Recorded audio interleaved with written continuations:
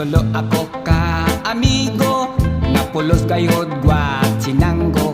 Makainom gani malipong ang ulo, mugula ang pagkamaldito. Kung mag-abot dayog debate, lubig nila ang abogado. Labi nagyud og mga hubog, kay magkuntis dayon sa hambog.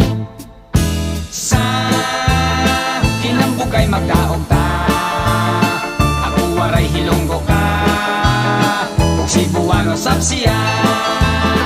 Dito intoy hamon bongto, hasamar og lete. Ako kadla ang pinakariko, nga pensyonado kanyo